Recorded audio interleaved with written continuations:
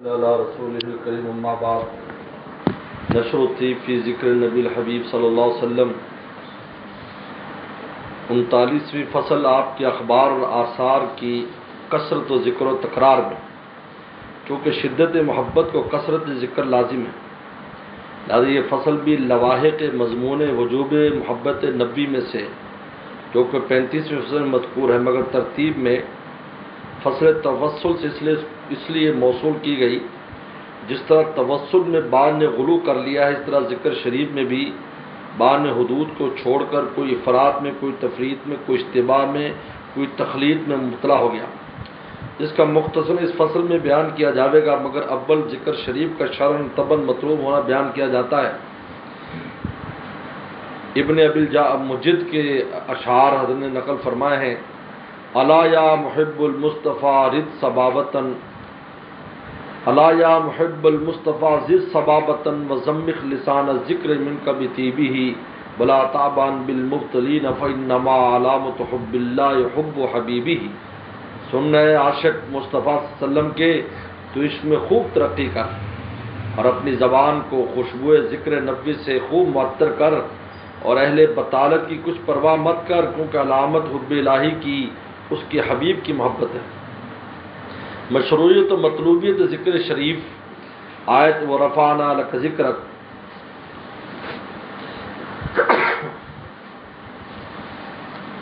پہلی بیعت عباس رضی اللہ تعالیٰ عنہ سے ایک حدیث میں روایت ہے کہ نبی صلی اللہ علیہ وسلم منبر پر کھڑے اور فرمایا: میں کون ہوں؟ لوگوں نے عرض کیا: آپ رسول اللہ ہیں۔ انہوں نے فرمایا: میں رسول تو ہوں ہی، مگر دوسرے فضائل حسبی و نسبی بھی رکھتا ہوں، چنانچہ میں محمد بن عبداللہ بن عبد المطلب ہوں۔ اللہ تعالی نے خلق کو کہ جن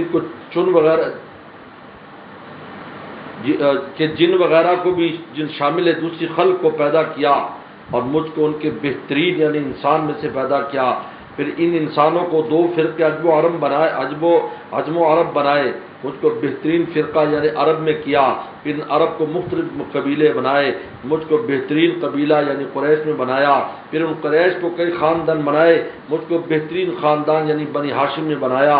پس میں اپنی ذات کے اعتبار سے بھی سب سے افضل ہوں، خاندان کے اعتبار سے بھی سب سے افضل ہوں۔ روایت کیا اس کو ترمذی نے قضا فی المشکات۔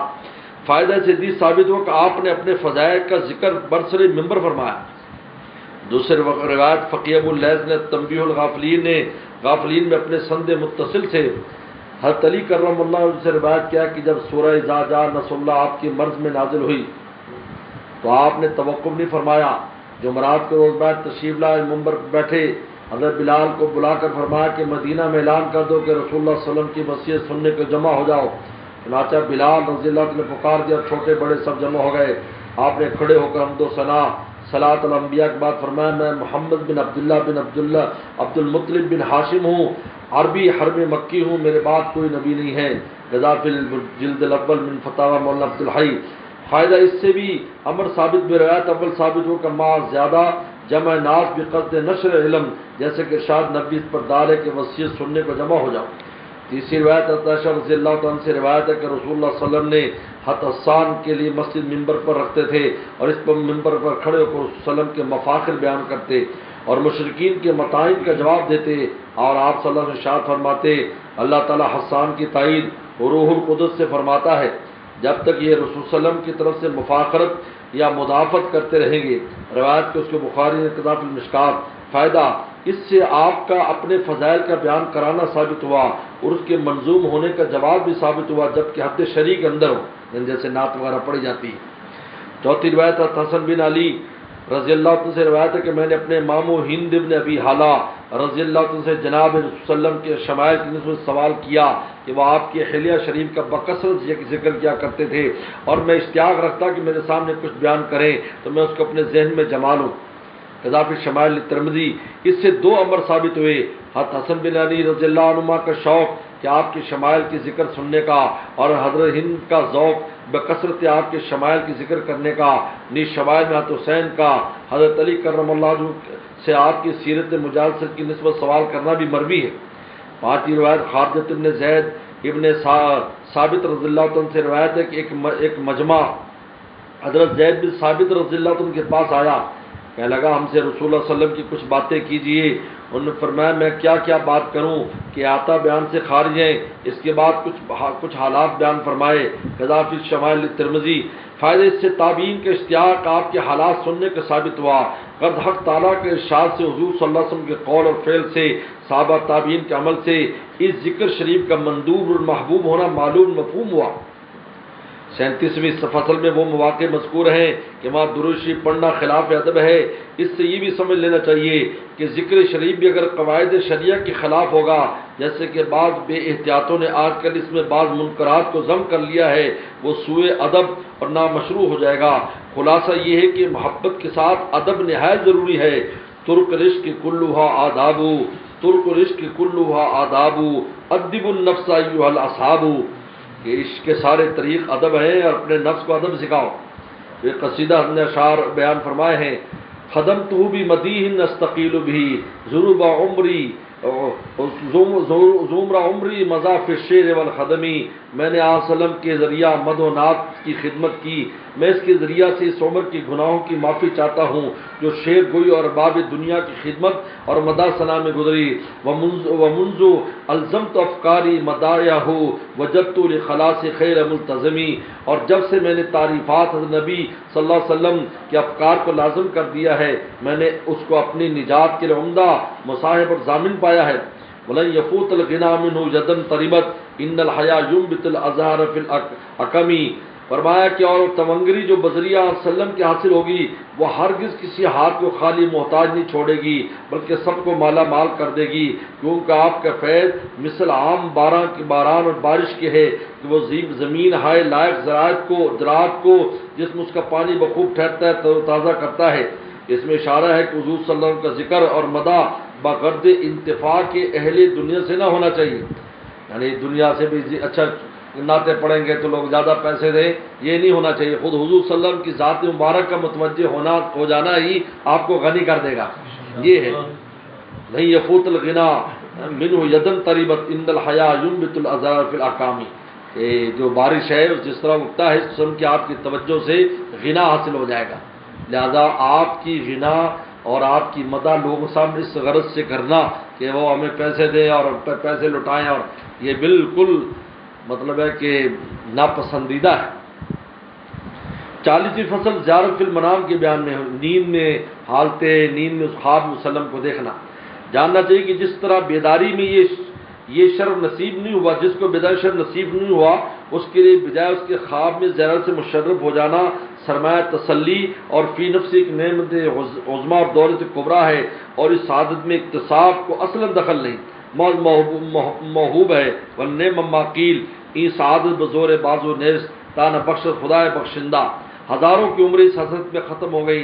البتہ غالب یہ ہے کہ کثرت درود شریف اور کمال اتباع سنت اور غلبہ محبت پر اس کا ترتب ہو جاتا ہے. لیکن چونکہ لازمی اور کلی نہیں ہے اس لیے اس کے نہ ہونے سے مغموم اور محزون نہ ہونا چاہیے. کہ بعض کے اسی میں حکمت اور رحمت ہے کہ عاشق کو رضائے محبوب سے کام، خواہ وصل ہو تب ہجر ہو تب. وَلِلَّهِ دُرُّ مَنْ قَالَ. کہا کہ جس نے یہ اشعار کہا ہے، یہ شعر، یہ بہت یعنی اس کے لیے اللہ تعالیٰ اس کو جزائے خیر دے. ارید وصالہ و یرید ہجری. میں اس کا وصال چاہتا ہوں محبوب کا اور وہ مجھے دور کرنا چاہتا ہے. وہ کہتا ہے دور رہو مجھ سے، اور وہ وصال چاہتا ہے. جیسے رسول اللہ نے واشی سے کہا تھا کہ غیب وجہ کانی، اب اپنا چہرہ میرے سامنے نہ لانا، جب حمزہ قاتل تھے تو انہوں نے اس پر عمل کیا اور چلے گئے، فائد اور مرام ہو گئے. کہا کہ تو سامنے آئے گا تو مجھے اپنا چچا یاد آئے گا، تو میرے دل میں کوئی ایسی بات نہ آ جائے جس سے تجھے نقصان ہو. تو وہاں ہجر ان کے وصال پر زیادہ بہتر ہو گیا. یہ ہے ارید وصالہ و یرید ہجری. میں اس کا وصال چاہتا ہوں، وہ مجھے دوری چاہتے ہیں. فاترک ما ارید لما یرید. لہذا میں اپنی چاہت ان کی چاہت کی وجہ سے چھوڑتا ہوں. اور عارف شیرازی فرماتے فراق و وصل چے باشد. کہ فراق اور وصل کیا چیز ہے؟ رضائے دوست طلب، اللہ دوست کی رضا طلب کر. کہ ہی باشد ازو غیر و تمنائے. کیونکہ یہ افسوس والی بات ہے کہ کسی اور چیز کی تمنا کرے اس کی رضا کے علاوہ.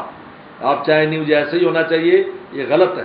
اور مشاخ میں بھی ہوتا ہے کہ بعض ان کو دور متعلقین کو دور رکھتے ہیں، دور رہو، یہ دور رہنے میں ان کو فائدہ ہی ہوتا ہے، نقصان نہیں ہوتا۔ اسی سے یہ بھی سمجھ لیا جاوے کہ اگر زیارت ہو گئی مگر طاعت سے رضا حاصل نہ کی تو کافی نہ ہوگی۔ کیا خود حضور صلی اللہ علیہ وسلم کے عہد مبارک میں بہت سو نے صورتاً زائر معنی محجور اور بعض صورتاً محجور جیسے ویسے کرنی معنی قرب سے مسرور تھے، اتنے سے آپ کے قریب تھے، منافقین تھے لیکن فائدہ نفاق میں سے فائدہ نہ اٹھا سکے، آپ کو دیکھتے تھے، اور کتنے دور تھے وہ قرب پا کے جیسے ویسے کرنی تھے۔ اب بعض روایات مشکات سے زیارت کی فضیلت میں لکھی جاتی ہیں۔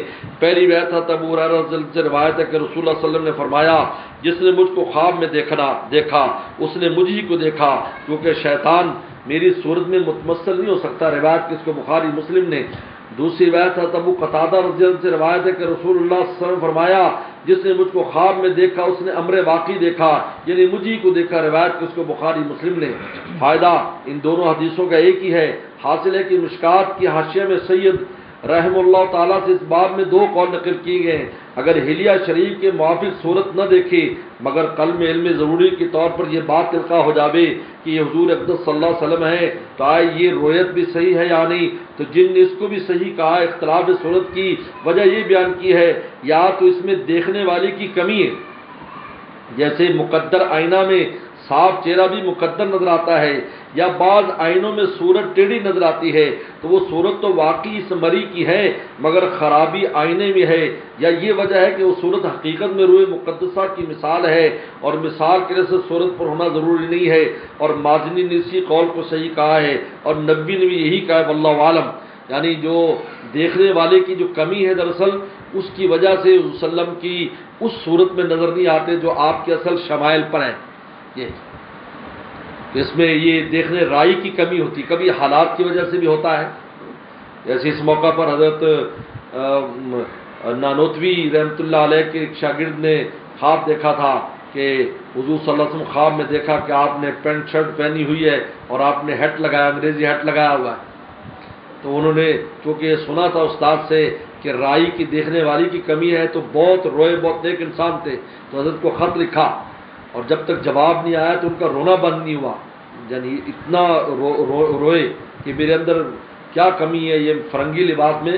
تو حضرت نے جواب میں لکھا کہ نہیں، یہ حالات کو بتایا گیا ہے کہ ہندوستان پر جو ہے فرنگیوں کا دین غالب آنے والا ہے، یہاں پر ان کی حکومت قائم ہونے والی ہے، اس کی طرف اشارہ ہے، کیونکہ ایک سینکڑوں سال سے یہاں پر دین محمدی تھا، اسلامی حکومت تھی، کہ اب یہ حکومت ختم ہو جائے گی۔ یہ تیسری روایت حضرت ابو ہریرہ رضی اللہ عنہ سے روایت ہے کہ ارشاد فرمایا، اور رسول اللہ صلی اللہ علیہ وسلم نے، جو شخص مجھ کو خواب میں دیکھے مجھ کو بیداری میں بھی دیکھے گا، اور شیطان میری صورت نہیں بن سکتا۔ روایت کہ اس کو بخاری نے فائدہ اس میں بشارت ہے کہ اس خواب دیکھنے والے کے لیے حسن خاتمہ کی، چنانچہ بزرگان دین نے ایسے خواب کی ہی تعبیر دی ہے کہ اس شخص کا خاتمہ بالخیر ہوگا، یعنی معنی ہے کہ حضور صلی اللہ علیہ وسلم کی اس ارشاد کی کہ بیداری میں دیکھے گا، یعنی آخرت میں مجھ سے اس کو قرب ہوگا۔ اور یہ ظاہر ہے کہ جیسے اعمال مبشرہ مقید ہیں ایمان تقویٰ کے ساتھ، اس طرح احوال مبشرہ میں بھی رہی یہ بات کہ پھر احوال کا ان میں کیا دخل ہوا۔ سو بات یہ کہ ایسے احوال غالباً دلیل انی ہے اعمال مبشرہ کی، اور اعمال کا دخل بشارت میں ظاہر ہے، پس احوال دلیل بشارت ہے نہ کہ علت، پس اس کا دخل مرتب علامت میں ہے، یعنی ایسے احوال سے، یعنی اس طرح اشارہ ہے کہ اس آدمی کو توفیق ہو جائے گی کہ خیر کے کام کرے گا، وسلم کا قرب حاصل ہوگا۔ تنبیہ، اگر خواب میں حضور صلی اللہ علیہ وسلم کو کچھ ارشاد فرمائیں تو اگر وہ امر مشروع ہے تو عمل کیا جائے گا، اگر امر غیر مشروع ہے تو دیکھنے والے کی غلطی پر محمول ہوگا۔ یعنی ایسی کوئی بات سنی جس میں ایسی بات کی جو وسلم کے دین کے خلاف ہے، آپ کے فرمان کے، تو پھر اس پر عمل نہیں کریں گے کیونکہ وہ سننے میں اس کی غلطی ہوئی۔ رہا یہ عمل کرنے کے لیے جب مشروع ہونا شرط ہوا کہ امر قبل رویا کی بھی تھا، اور رویا کا کیا اثر ہوا؟ سو بات یہ کہ رویا سے اس کا تعلق شخص کے حق میں بڑھ جاوے گا، واللہ عالم۔ قصیدہ نام سراتیف من احوا فرقنی والحب یاتر اللذات بالعلمی، ہر رات کو مجھے میرے محبوب کا خیال آیا تو میری نیند اڑ گئی، کیونکہ محبت جو ہے وہ عشق اور محبت لذتوں کو علم میں تبدیل کر دیتی ہے۔ کیف یدرک فی الدنیا حقیقتہ قوم نیام تسلوا عنہ بالحلم، اور آپ ارباب غفلت جو اپنے خیال خواب پر قانے ہیں حقیقت حضرت سرور کائنات وسلم کی دنیا میں کس طرح دریافت کر سکتے ہیں، یعنی دریافت نہیں کر سکتے۔ یا رب صلی وسلم دائما ابدا علی حبیبک خیر الخلق کلہم۔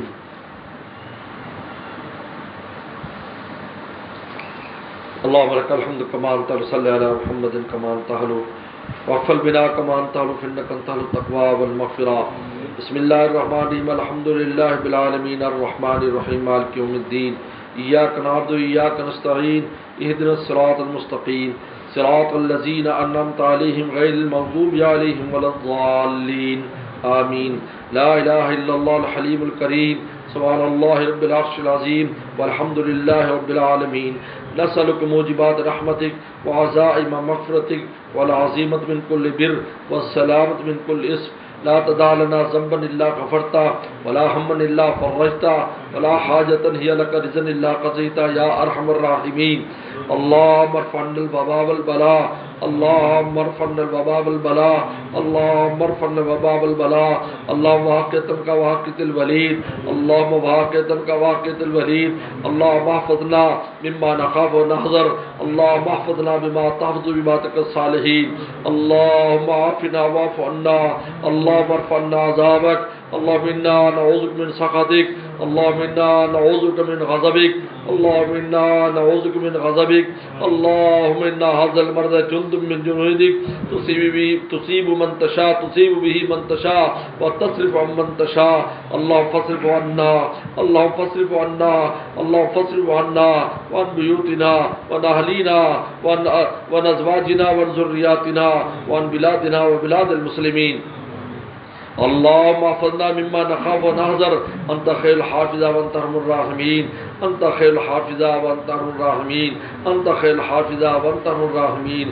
یا اللہ اس چیز طیبہ کی برکت سے اس مصیبت کو دور فرما، اس مشکل کو دور فرما، ایمان والوں کی حفاظت فرما، پورے عالم سے اس کو مرتفع فرما۔ یا اللہ ہماری کمی کوتاہیوں کو معاف فرما، ہمارے گناہوں کو معاف فرما، عافیت دار نصیب فرما۔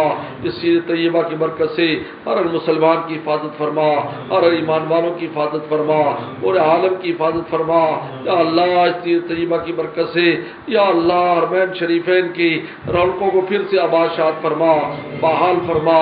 یا اللہ مدارس مساجد خانقاہوں کی رونقوں کو بحال فرما۔ یا اللہ ہمارے بازاروں کی اور ہمارے اللہ مارکیٹوں کی، کھیتیوں کی، شہروں کی، بستیوں کی سب رونقوں کو بحال فرما۔ یا اللہ یا دنیا سے چلے گئے اس یا اللہ مشکل اور اس مصیبت اور وبا میں یا اللہ ان کی مغفرت فرما۔ یا اللہ جو بیمار ہیں ان کو شفا عطا فرما، جو محفوظ ہیں ان کو محفوظ رکھ۔ یا اللہ ہمیں ہماری اولاد کو قیامت تک آنے والی ہماری نسلوں کو ایسی چیزوں سے محفوظ فرما۔ یا اللہ ظاہری بات کی تمام مصیبتوں سے، ظاہری بات کی تمام بیماریوں سے محفوظ فرما۔ یا اللہ عافیت دارین نصیب فرما۔ یا اس ادارے کو، اس کی شاخوں کو، یا اللہ اس خانقاہ کی شاخوں کو، یا اللہ مسجد کی شاخوں کو دن دگنی رات چگنی ترقی عطا فرما۔ ہر قسم کے شرور و فتن سے محفوظ فرما، ہر قسم کے شرور و فتن سے محفوظ فرما۔ یا اللہ ذرے ذرے میں عافیت پیدا فرما، ذرے ذرے میں عافیت پیدا فرما۔ یا اللہ کائنات کے ذرے ذرے پر اپنی رحمتوں کی بارش فرما۔ یا اللہ عافیت اور کرم کا معاملہ فرما۔ یا اللہ سیرت طیبہ کی برکت سے حضور صلی اللہ علیہ وسلم کی خصوصی عنایات نصیب فرما۔ یا اللہ اپنا فضل خاص نصیب فرما، حضور صلی اللہ علیہ وسلم عنایات نصیب فرما۔ یا اللہ سیرت طیبہ کی برکت سے بار بار حرمین شریفین کی زیارت نصیب فرما۔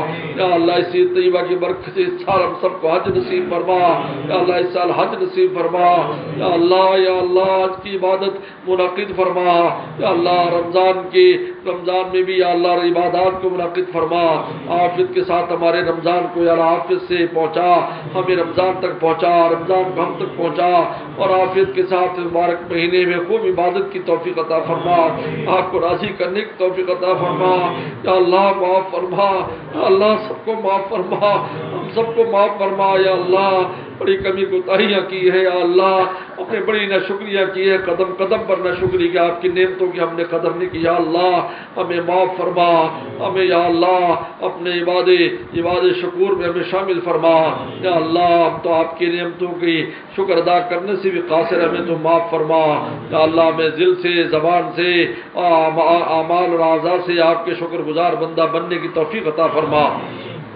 یا اللہ ہمارے مرحومین مرحومات کی مغفرت فرما، یا اللہ تمام مرحومین مرحومات کی مغفرت فرما، بیماروں کو شفا عطا فرما، بیماروں کو شفا عطا فرما، یا اللہ تمام پریشانیوں کو دور فرما، رزق کی تنگیوں کو دور فرما، یا اللہ قرضوں کے بوجھ کو دور فرما، ہماری سب کی حاجات کو اس طیبہ کی برکت سے یا اللہ پوری فرما۔ اللہم انا نسألک بأنک اللہ الذی لا الہ الا انت الاحد الصمد الذی لم یلد ولم یولد ولم یکن له کفوا احد، اللہم انا نسألک ونتوجہ الیک بنبیک محمد صلی اللہ علیہ وسلم نبی الرحمہ، انا نتوجہ بک الیہ نبی اللهم انا اسالك واتوجه اليك بنبيك محمد صلى الله عليه وسلم نبي الرحمه، اني توجهت بك الى ربي في حاجتي هذه للتقضى، اللهم اشفع فيا، اللهم اشفع فيا، اللهم اشفع فيا، ربنا تقبل منا انك انت السميع العليم، صلى الله تعالى على خير خلقه محمد وآله وصحبه اجمعين۔